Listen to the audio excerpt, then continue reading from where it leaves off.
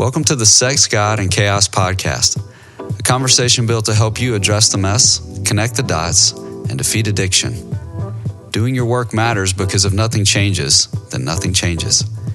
Life is tough and we're here to help. I'm your host, Ben Derrick, and as always, I'll be joined by Roan Hunter. Let's jump right in.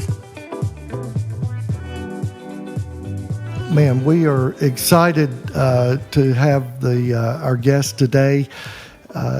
One of the things that we've wanted to make a part of this podcast is just a bigger discussion around sex and sexuality from a broader perspective, from really a cultural perspective, and certainly from a faith perspective. It's one of those things, we talk about it often on the podcast, that there's so much distorted thinking around sex, and it's not just out there in the world. I always say that most everything around sex and sexuality in the world is backwards and upside down. And then you get into the church, into faith communities, and there's a whole another set of distorted thinking that kind of permeates church and faith communities. And so having discussions from a broader perspective and how this stuff plays out, because it is what affects our individual lives. We cannot be in the world today and not be infected by the crazy sexual atmosphere that permeates culture.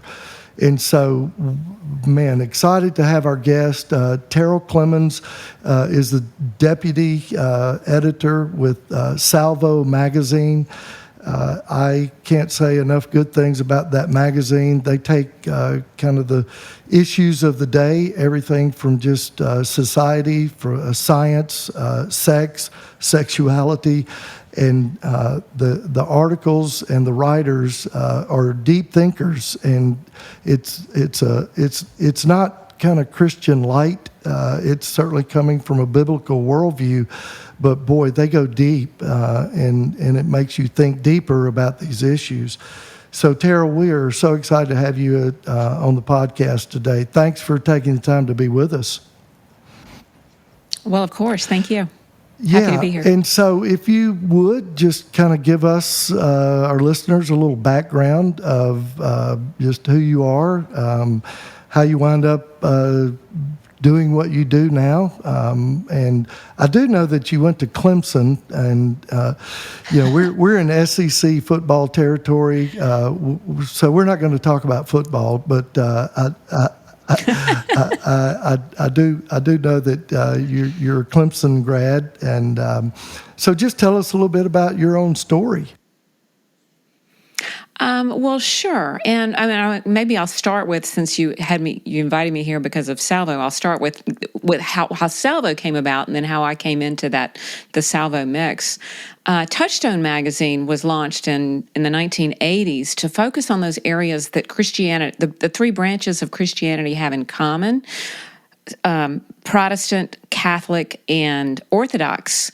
And the tagline of that is a journal of mere Christianity. So you might hear the C.S. Lewis in there. It's kind of a big think Christian journal, thinking intellectually about the faith. And then Salvo was launched out of that effort in 2006 to reach a younger demographic, like the college age, 20-somethings, even maybe 11th and 12th graders. And it really grew out of an effort to take up the science versus religion debate. That was the era of the new atheists, who were really attacking Christianity and faith in general. But Salvo decided not to just take up science and religion, but really science, sex, and society, which is kind of our tagline, because we believe that there is design that is evident and knowable in the natural world, knowable to science. There's design to our sexuality and the way that we're made. And there's really design to the way that a society ought to be ordered. And that does connect with sexuality and marriage and sexuality. So I came, now going on to my story, I guess I grew up in South Carolina. I'm from the Bible Belt too, and where football is kind of next to religion. But I'm friendly with my football talking. But anyway, so I grew up in a church-going home and in the Bible Belt and in a culture, small town where, I mean, pretty much everybody went to church. And so that is worth something. And I got that. And I have very good parents and a nice, safe, growing up environment. But I never really, I mean, since it wasn't challenged, it was just kind of part of the culture. I never really gave much attention to it until I got married and I had 2 small children and life got really kind of difficult. And I set out to ask the question of myself, really, do I just believe this thing because I was raised to believe it? It was the culture that I grew up in. Or is it really true? Are there good reasons to believe that the Christian faith is true? And I took about, several months. I had 2 small kids at the time. But I set out to research, are there good reasons to believe this is true? And I became convinced that actually there really are. And at that point, I became convinced the Bible was a historical record that was true and that it communicated a faith that was true. So then I read the whole thing. It took me about a year. I read the whole thing front to back, and I was like, whoa, it really changed my view of the whole world and of my life. And I was an at-home mom at the time, but as my kids got older and went to school, I started writing. I became convinced that Christianity was true really through apologetics. And I started writing on apologetics maybe early 2000s. And then I found Salvo. Salvo was launched in 2006. I found it in 2007, and it really clicked with the way that I think. And I started writing for it then. I was asked to write on sexuality in a regular column in Salvo on sex. And to be honest, I kind of didn't want to do that. I was like, really? But then as a writer, kind of a new writer, I thought if I'm being asked to write something regularly, I should really take that opportunity. And I did. And that was really when I started learning more about really the I don't want to say intellectual, but about the biblical view of how we are made and sexuality and male and female and the biblical principle that marriage is really the context for sexual expression. And at this time I was also married, and I'm not married anymore, but it's because I lost my husband in 2020. Oh. He died in 2020. So I'm still kind of adjusting to being a single in a world that feels like couples. But I just wanted to say when I say I was married, that's why. And we were married 30 some years.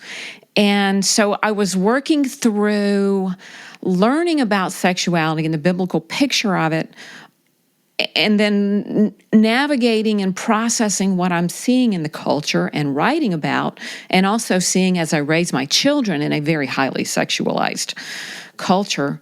And so I've learned a lot that way. And then also, some of my journey has included wrestling through the differences between male and female as a married wife, married to a good man, but we were both broken people ourselves, and working through the way that marriage stirs up those deeper things that are within us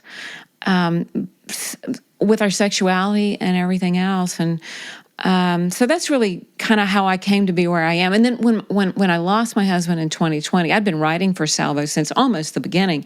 And that was when Jim Kushner, who's been the executive editor for Salvo a long time, asked me if I wanted to take on some editorial responsibilities and come in. And he's working his way, toward other things. And I'm working my way toward or into being editor of Salvo. So that's kind of a long answer to who I am and how I came to where I am now. Oh, wow. Yeah. Thank you. I certainly did not know the piece of just your husband passing, and certainly knowing that has been a process, just the grief process, all that. And so, yeah, thank you for sharing just part of your story. And so let's jump into the topic of just sex and sexuality from a faith perspective. The title of our book, our podcast, comes from the book. The book is called Sex, God, and the Chaos of Betrayal, the Couple's Roadmap of Hope and Healing, Recovery from Infidelity, Affairs, Pornography, and Sexual Addiction. And certainly, I always say I believe we're kind of like undertakers because this thing affects just about every coupleship today, and so much of it, the rise of, high-speed internet pornography, all of the hookup apps, everything that's going on in our culture, and it's just had a detrimental, destructive effect on certainly marriage and families. In the latest issue of Salvo, you wrote a review of the Mary Eberstadt's book, Adam and Eve After the Pill, and I loved the what you said, where Alexander Solzhenitsyn summed up the 20th century in 4 words: "Men have forgotten God," and she sums it up in her book that in the 21st century, men are at war with God. And then you go on to say, sex is arguably the most powerful force on earth. Bullets and bombs can destroy life, but only the sexual union of a man and woman can create it. God took pains to tell us that the way to prosperity and blessing was through observing his statutes, but revolutionaries threw caution to the wind. Too few of us understood what was happening, let alone resisted, and now we are all reaping the whirlwind. And so this cultural chaos around sex is so problematic, and it in so many couples that we work with. I mean, we're Christian counselors, but like the question of like, what is healthy sexuality? And as you said, we believe that God is a God of order, and there is a design to creation and how life works. And it's why, sexual sin, sex outside of the created design creates so many issues because it affects every aspect of the soul. And so talk a little bit about just in your writings and in your work, the cultural effect of sex outside the created design. Oh, wow. That's a big opening. And the first thing that comes to my mind, probably, and there's a lot of directions to go and answer that question. I mean, you guys have covered, or at least I've listened to your podcast. I have not listened to all of the episodes yet, but I plan to. But you've covered pornography and addiction, and most of the ones I've heard, you have covered them from the perspective of men who are getting sucked into sexual addictions or sexual compulsive behaviors in order to meet needs that are not basically sexual needs, but they're more emotional, relational needs. And as I'm a mom, I have 3 daughters, and they're all in their 20s and their 30s now.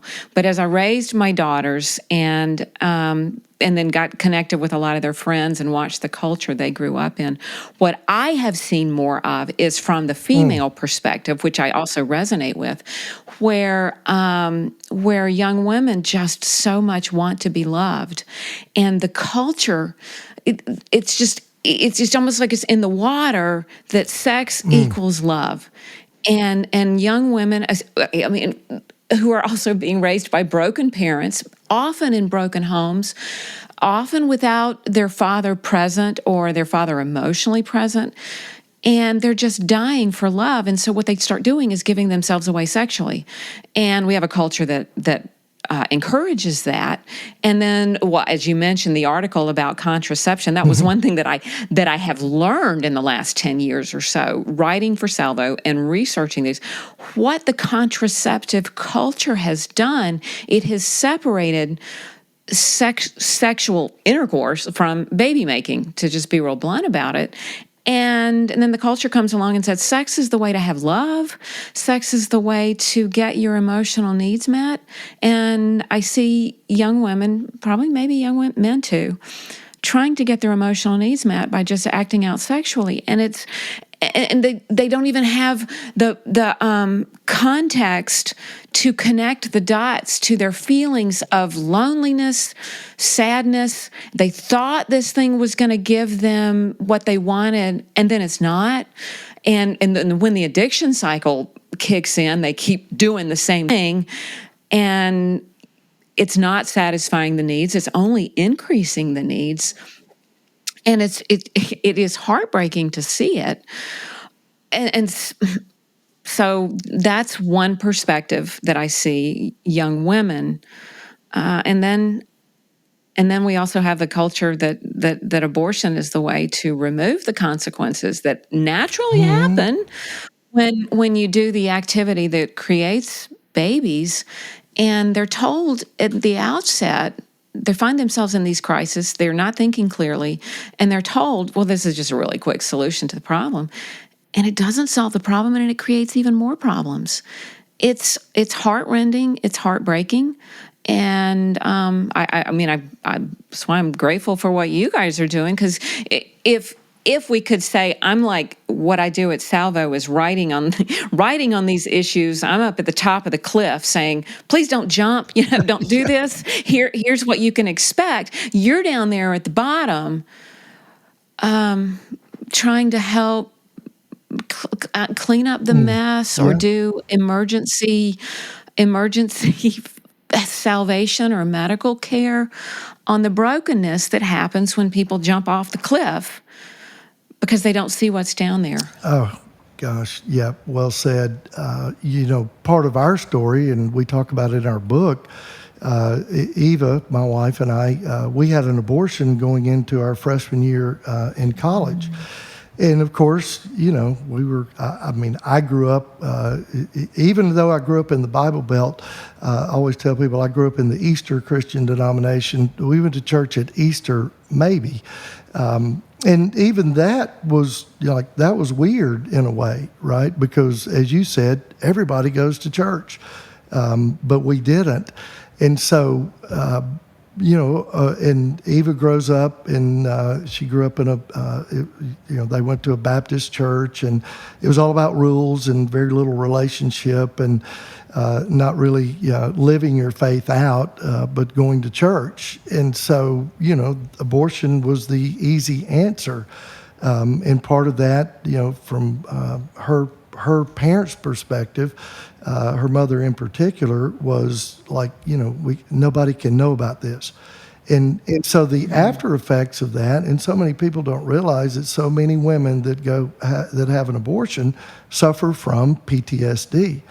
And, that played out in our lives. And so, the quick fix, the easy answer, there's long-term consequences to that.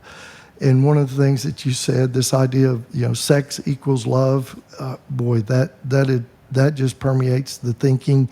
And then the idea of collecting the dots. We always say, so much of what we do in our work is we're going to go collect the dots, and then we're going to help you connect the dots, and then we're going to be working to correct the dots. And that's really the process that we take couples through, individuals through, especially when it comes to this area of sexuality. And I believe you've written about this, but so many people don't know kind of the history of the sexual revolution that really started with Alfred Kinsey in the Kinsey Report, the sexual male, and the faulty research that was part of that. And then that became the standard for sex education. And again, it's like that, all of that has played into this tsunami, the reaping the whirlwind that we are seeing now. And, so just talk a little bit about the revolution that occurred and really started with with the pill.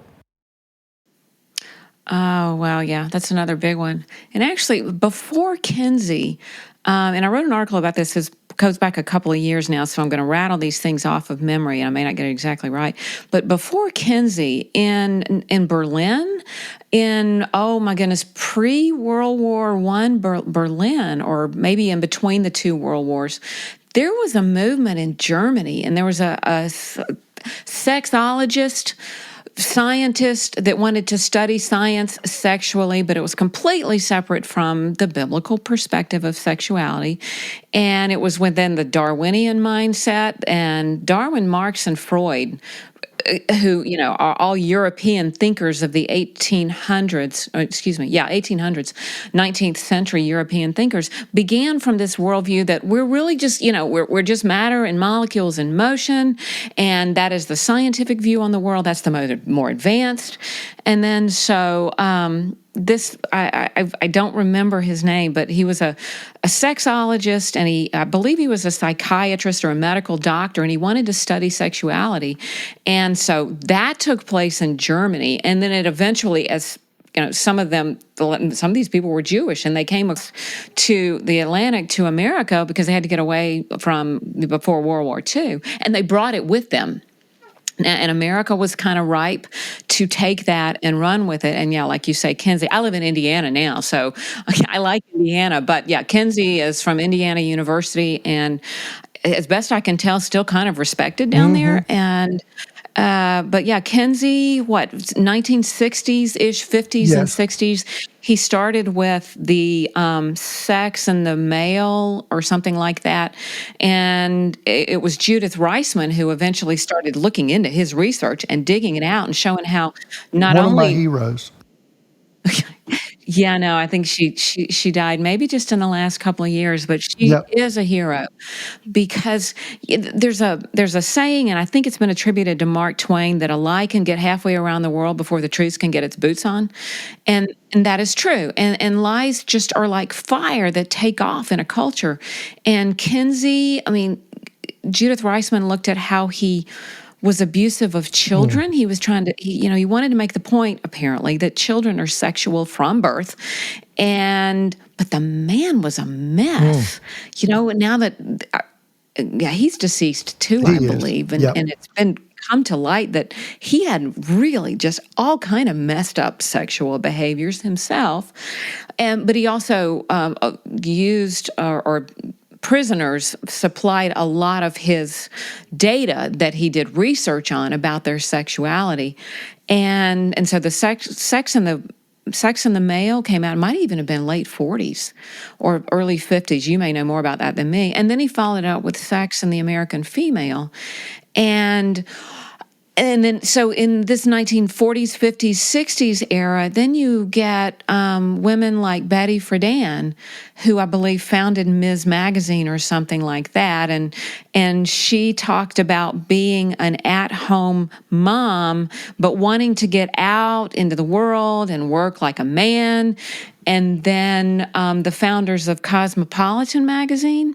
Cosmopolitan Magazine, before it became the sex thing that it is now, was like a ladies' magazine with home and fashion and things like that. And I believe Helen Gurley Brown was one of them, one of the authors who took Cosmopolitan Magazine and turned it sexual, to say that women could be set free by going out and having lots of sex with lots of different people, just like men were known to do. And so then you bring in contraceptives, which were introduced in the early 1960s. The pill. The pill was approved for FDA approval in the I believe it was 1960. And so it was, it was put forth as like this magic bullet that would set women free so that they could experiment sexually and they could have all this sex, which, they might think was going to give them love, but it didn't. And I actually had an article a couple of issues back on the approval process for the pill. It was actually known at the time that the pill had serious health consequences for women. And that was not taken into account. Even through the FDA approval cycle, and hearings were even held where more information came out. And it turned out that those who supported the FDA approval of the pill and widespread use of it were thinking about overpopulation politics. And so women's health was not taken into account. But here we are 50 some years later, and teenagers are given the pill. I mean, even adolescents are given the pill, and it's just not in their best interest any more than all the sex that they're encouraged to have is in their best interest. I may have just rambled there. I don't know if I addressed your question or not. Absolutely, no doubt. And again, all of this has played out in where we are today, and then the advent of high-speed internet porn, and what we know today of how that affects the brain. And what it does, we call high-speed internet porn, we call it crack cocaine.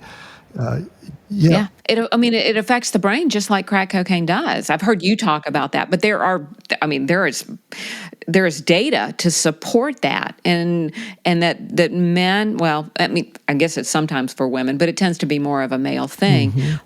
When they get addicted to porn, it affects their brain, and they just keep doing the same thing over and over and over and over and over again. Oh yeah.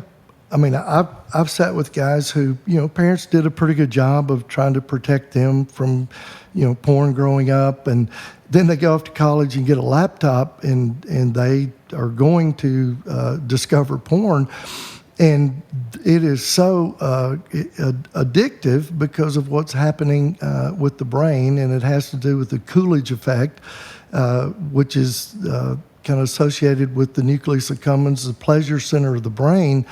And it's the unlimited and endless novelty and variety, and it's just, today it really is.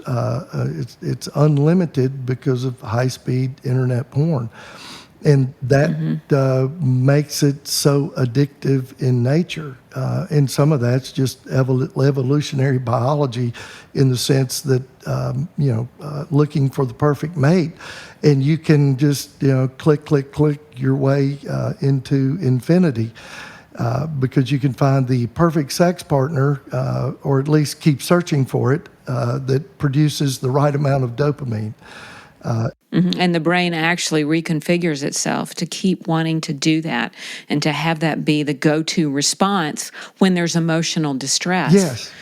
Then another thing that I have seen, again, I come at this probably more from the perspective of a mom raising daughters, but as porn has gotten obviously more and more available, it's hard to avoid it almost, and more it gets more and more violent. More and more people watch it, and then it warps the growing male, to the extent that it's a male thing, sense of sexuality and what women are expected to provide them. And so when women go, they want their love, they go give themselves, but sometimes the male is really violent, and the woman the woman giving herself, or the young teenage adolescent giving herself sexually, hoping to get love, is instead just getting used and getting hurt and getting more and more broken as well. And also sometimes, the girl might, wait a minute, I'm not ready for this, stop. And the guy can't stop. Oh, yeah. And then it becomes a kind of sexual assault, or it does become a sexual assault. She didn't really want it. But she did put herself in that position. So I'm not really blaming any victim. I'm just kind of explaining the dynamic that happens on a grand scale. Oh, yeah. That serves nobody's interests. It's just destructive. And, one of the things that we're seeing, just the statistics and show us that, more and more women, young girls, are, getting hooked on pornography.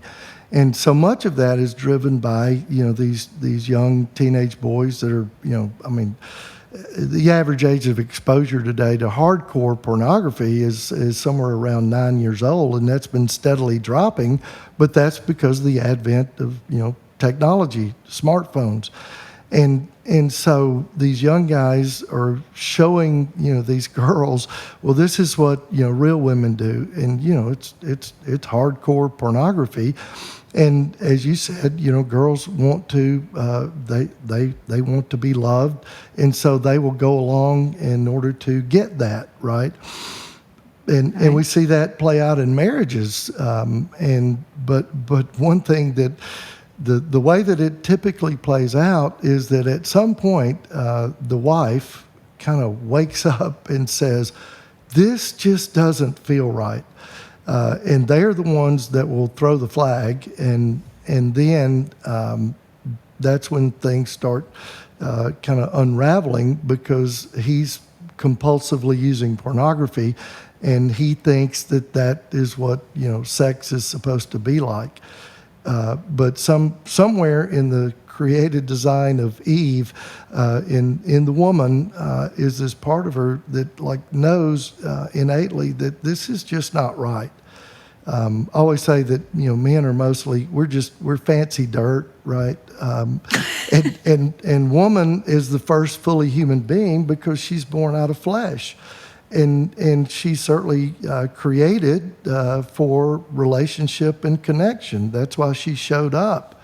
And so I think that women have more of an innate intuitive part around this than men do.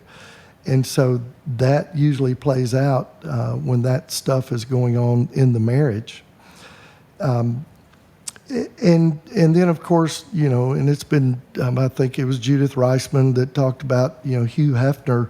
He took Kinsey's research and basically said that he was going to be the megaphone for Kinsey.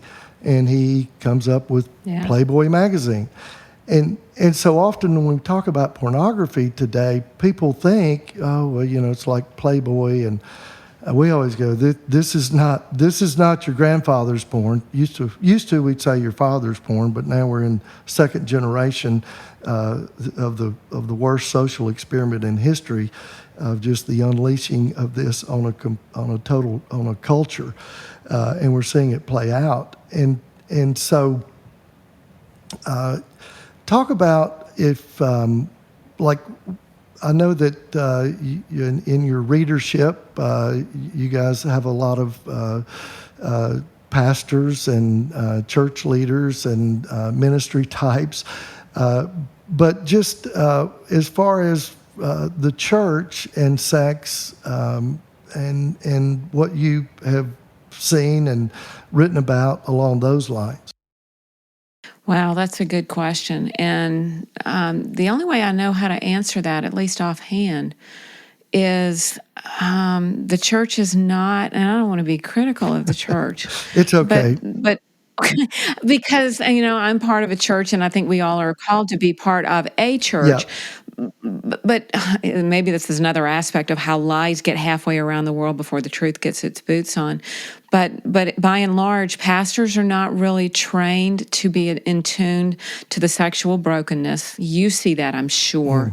And not only that, but pastors are also inundated with the challenges that the new atheists brought 20 years ago. And because young people, or really not just young people, but anybody can get access to any information on the internet, and they can Google a question and get any number of answers.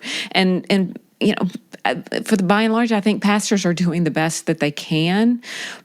And many of them have their own brokenness, or were raised in broken families, so they're still trying to do some catch up and do some healing or figuring things out for themselves. And churches are not the best places to be going for it, by and large, and I'm generalizing, obviously, to be going for sexual help, for help when a couple or a single who's been misused or misguided, for help. And that's why I'm glad that you guys are there. We try to at least give people intellectual help, not intellectual, but help in terms of the ideas that guide our thinking. And if they will guide our behavior, life works out a whole lot better. And the thing that we have the thing we have going for us is truth really does withstand scrutiny. And if we will just, I won't say if we will just, but sometimes it's just helpful to say, sex works best in marriage. That does resonate, and I think it resonates with people because it just is true. I'm not really trying to give a moral prescription, although there is a moral code that coincides with. But sex works best for a young woman and a young man when they have made a commitment to one another to stay together, and if if they've thought about what they're doing ahead of time, that it might result in a pregnancy. And then a pregnancy is kind of a big deal. It's not just something you can erase without consequences. And again, I think maybe I've gone off and rambled. I don't know how to answer the question about what the church can do, except that people who kind of get this and are both working on recovering ourselves. We're all in recovery, aren't we? I mean, we're all in recovery, one sense or another. And sanctification is a biblical idea, but it does involve recovery. We're all broken. We're all in a work in progress. Those of us who are recovering, to be alert and be available and do what we can to serve. I mean, loving our neighbor requires being alert to what their needs are. And there's some needs out there. Oh, tremendous. And like I said, it's not getting any better. It's just amazing. And really, it's just a culture in denial. All the research around marriage. I mean, everything indicates that even obviously from a family system, it like a husband and a wife is always that's always going to be the best, right? And over the long term, sex inside of that. Again, research bears all of this out, but yet we just live in a culture of denial. And it's like, our sexual rights somehow trumps everything else. Well, and the lies are very loud. The lies are really loud. And that's always been the case. And the lies, it's easy to come up with a lie. All you got to do is just open your mouth and say what you want to say. That started in the garden. Lies are easy. Truth requires, for us to know truth is knowable, but for us to know it does require for us to think. And sometimes thinking takes time. Yeah, and I think so often, especially around this, we have to go and find the truth. And certainly today, there's a lot of there's good stuff out there around what is healthy sexuality. I often tell people when it comes to seeking help around sex in a marriage or individually, you need to really be sure who you're going to go get help from. We did an episode on helper trauma. That's what we call it, because maybe you go to your pastor, and oftentimes they're the first line of defense when all hell breaks loose in some way, and the couple goes to the pastor. But I also know that the amount of training that they get in seminaries around sex and sexuality is a zero. They don't get any training around it, and then they get less around marriage and family counseling, and so they can always say it's good to go to your pastor for support and prayer and all of those good things, but hopefully he's wise enough to know that that's probably not his area of expertise, and then he will have resources where he can refer, a couple or an individual to somebody that can actually be helpful and not harmful when it comes to this. It's such a sensitive, it is just like maybe the most sensitive issue that humans engage in. It's deeply personal, and when you're wounded sexually, that's really deep, and it hurts to go to that painful place. Well, it's just that it's the most sacred part of who we are as a man and a woman. Paul writes about it in 1 Corinthians 6, where he talks about this. And sometimes it gets preached as like, if you're a sexual sinner, you're the worst of the worst. But that's not what Paul is saying. He's just saying that that the consequences of this particular area of life are much deeper and much greater, because it is the most sacred part of who we are. It's like God, our Creator, put within each of us, male and female, his most creative aspect of who he is, the ability to create life. And that's why Right, it's so that idea of it's sacred. powerful. It's so Yeah, powerful. I mean, what could be more powerful than making a human being a human life made in the image of God? Participating in oh that yeah, act is just like the most yeah, powerful force on the whole planet. absolutely. And so if we have this power of life, but it also holds the most power for destruction. It's Yeah. kind of both ends of that continuum. So in just kind of talking about the bigger picture, and looking at just pornography, I know you've written about that, and the affects of it and how that plays out. What would you say, just for our listeners, what would be something that you would offer as far as, like, if this stuff is playing out in your life in some way, shape, or form, even for pastors, how would you direct them to actually change this, do it different, get help? What would you offer around that?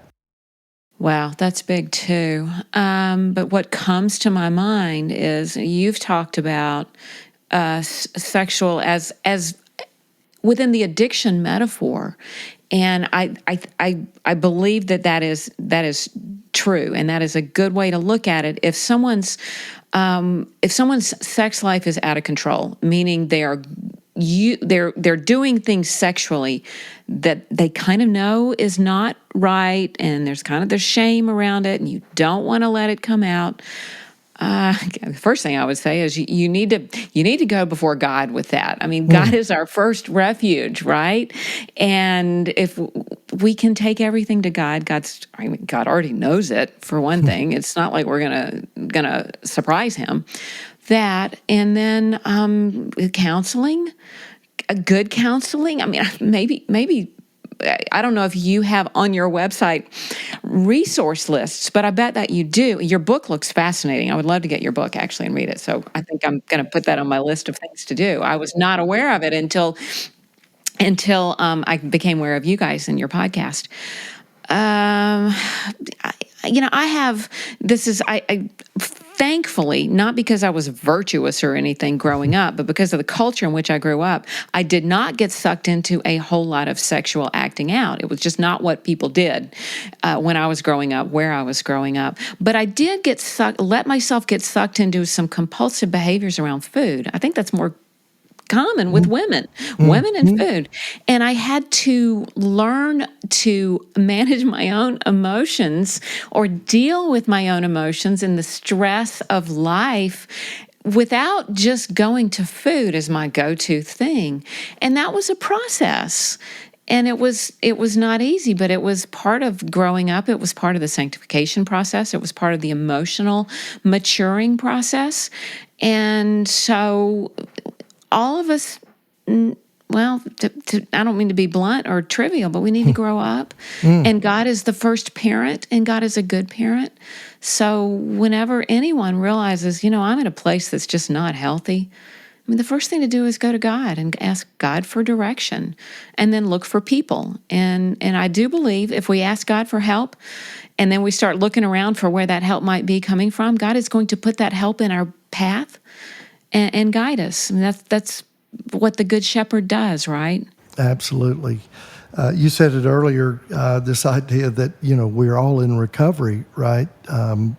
We often remind people that the first time Jesus spoke in public, he talked about recovery. He came to bring recovery of sight to the blind.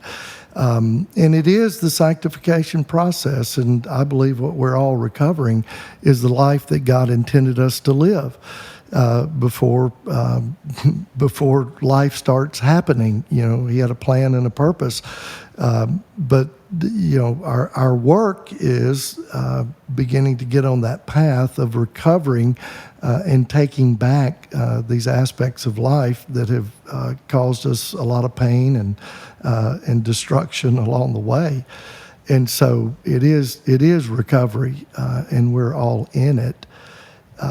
And I've got 2 grown sons, and now two grandchildren, a grandson and a granddaughter.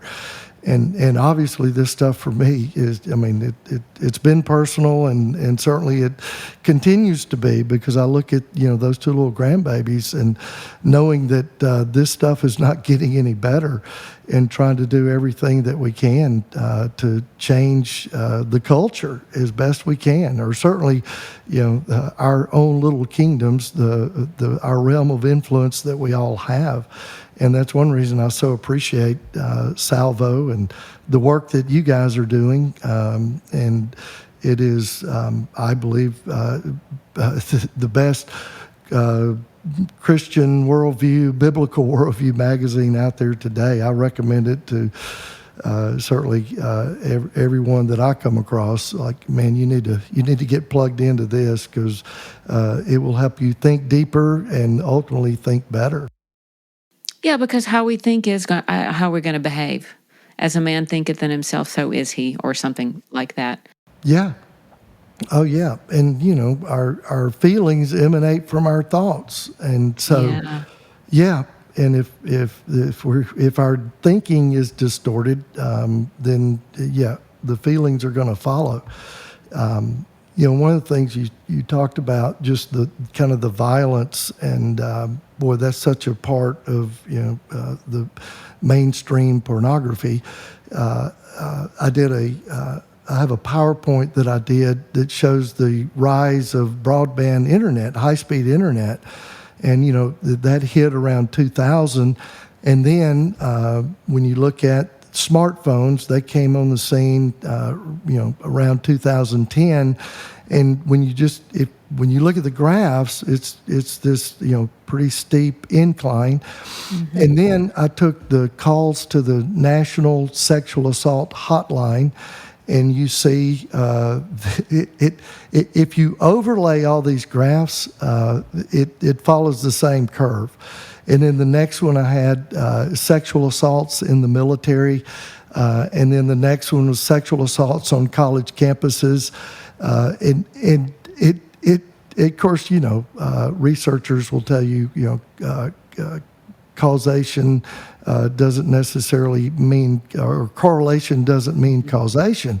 But when you look at this and where we are today, it's like, no, all of that is connected to the rise. We live in a pornified culture, and certainly you with daughters, they're grown. My sons are grown. My oldest son, he's one of our therapists. He works with us. He and I do a lot of work together with men and fathers and sons. And we've got 20 therapists that work under us. And most all of our therapists are CSAT therapists, which is certified sex addiction therapist. And so we're kind of the, regional hub, I guess, go-to referrals for this area. We work with everything, but certainly this just affects so many people, and certainly so many marriages. Yeah, and there's no way to get away from the sexualization of pretty much everything. Yeah, it's just there. So just as we wrap up, just tell readers or listeners how to get in touch or how to find Salvo, and the easiest way to do that, and get plugged in to a great resource. Yeah, sure. Thank you. Yeah, we're online. It's salvomag.com, SALVOMAG.com. It's a print quarterly, and I think it's a good resource too. So I'm glad to hear what you have to say about it. It's a little edgy. Salvo does not assume that the reader is a Christian. Salvo tries to make the case that the biblical worldview makes the most sense out of reality. So it is, we have been told, some people feel comfortable sharing Salvo articles, even with people who might be resistant to the faith. And we try to turn down the emotional dial. We don't really try to make people upset or angry. We try to just give them, facts and sometimes history, and go back and trace the history of certain ideas and how they have played out. Like, for example, the sexual revolution, which goes back, a couple of centuries now, and or Darwin and Darwinian evolution, which assumes that we're just animals. And we try to trace the history of ideas and help people think clearly about them. We also have an online blog that's not a print magazine, it's online only, and people can get that also on our magazine. Sign up to get it sent to them. Roughly like 3 blog posts a week or something like that. No ads. There aren't ads on the website or the blog. So it's just good content that we try to put out there. And if somebody emails editor@salvomag.com, it comes to me. So if people have comments or feedback or questions or anything, they can find us on the website and they can email me there. Awesome. Yeah, tremendous resource. I recommend it to everybody that I come across. I think it certainly would be required reading. So, man, Terrell, thank you so much for being on the podcast. I have a suspicion that we'll be inviting you to come back because we could do a whole week-long series around this, because I think it's important. This is the kind of the foundational thinking that is my teaching mentor, Dr. Dallas Willard. He always talked about he was a spiritual formation guru, but he talked about our spirits are being formed for good or for evil from the day we're born until the day we die. And regardless of whether we know Jesus or not, our spirits are going to be formed. And they've been formed by the crazy chaos of the culture. And your work, Salvo Magazine, is one way of correcting that and changing it and forming it in the right direction. So again, thank you so much. Glad you took the time to be with us, and look forward to having you on again, and we will. Thank you. That would be great. I would be delighted to do that. To learn more about what you've heard today and to engage with the Sex, God, and Chaos team, visit sexgodchaos.com.